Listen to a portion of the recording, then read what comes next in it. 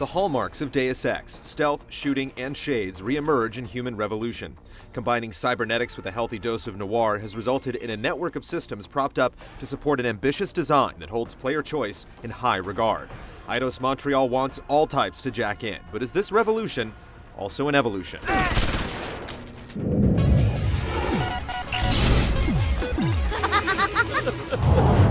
I got played here too, I see.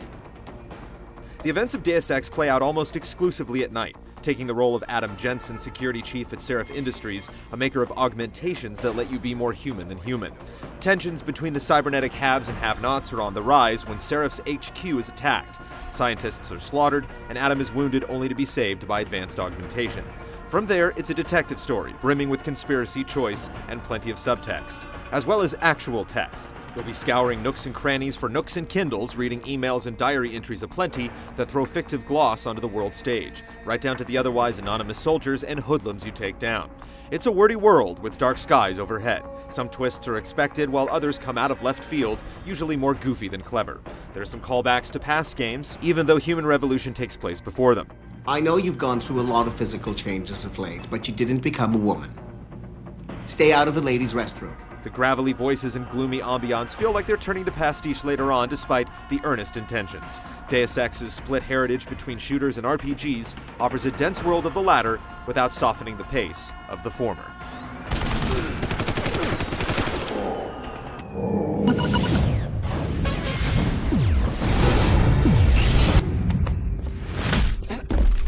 Between long, multi-leveled missions and two sizable explorable hubs lay the secrets behind the deadly attacks on Seraph Industries. Jensen has to use his arsenal and abilities to infiltrate and extract, with a myriad of options as to how to reach his goals. Waypoints tell you where you need to head, but getting there is up to you.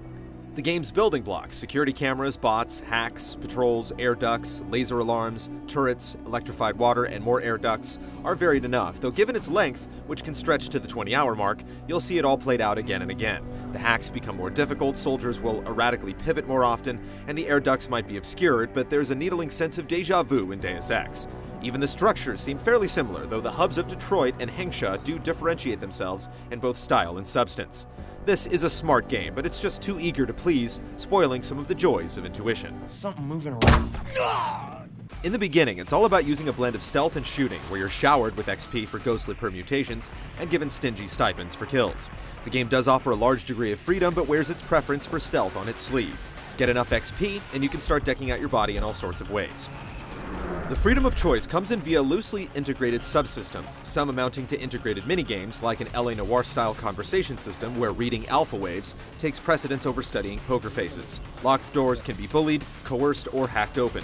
The hacking game is actually entertaining, though it can be ignored most of the time, while still scaling in difficulty for those who want to take part and spend upgrades to become an elite hacker.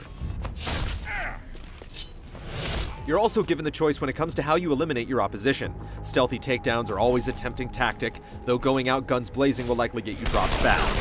There can be consequences, both dire and advantageous based on your choices, which will funnel even more wonderment onto those who want to explore all of the game's permutations. There are some missteps, with tedious boss fights that suffer from serious tunnel vision, though you can talk your way out of some encounters. Side quests also tend to be on the weak side, not too surprisingly, lacking the cool factor and scope of the campaign missions, and they frequently involve tedious backtracking.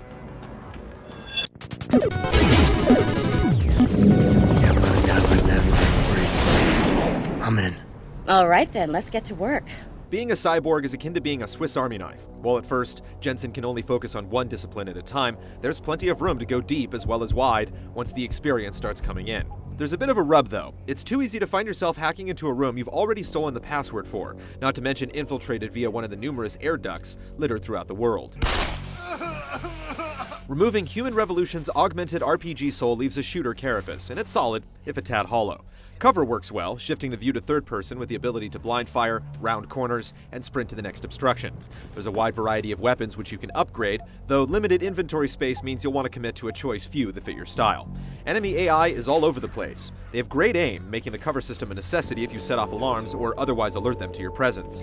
But small infractions that give up your last known whereabouts showcase the AI as gumshoes with an insect's attention span, and for every ledge they leap to investigate, there are 20 doors they won't open open or crates they won't peek over. Jensen certainly comes off as a badass, and it's a pity there's often a schism between his superhuman capabilities and the remedial efforts of his opponents, who despite their deadly aim and swarming numbers, end up feeling like vanilla adversaries by mid-game.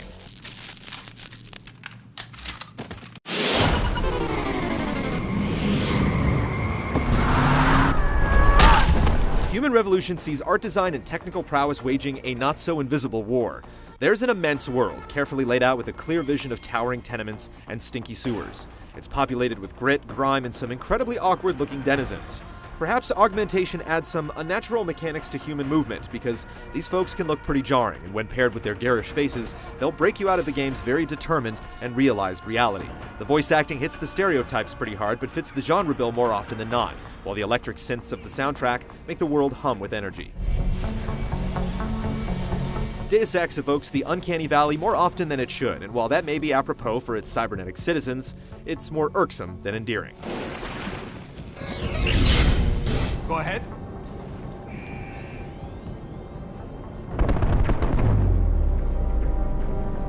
The Human Revolution should be televised from your couch or computer chair. Deus Ex offers a good deal of mischief to get into, and it's all backed up by a great stealth system and a solid shooting game. With its variable story, as well as how it encourages you to alter your approach to obstacles, it's also a game that rewards multiple playthroughs.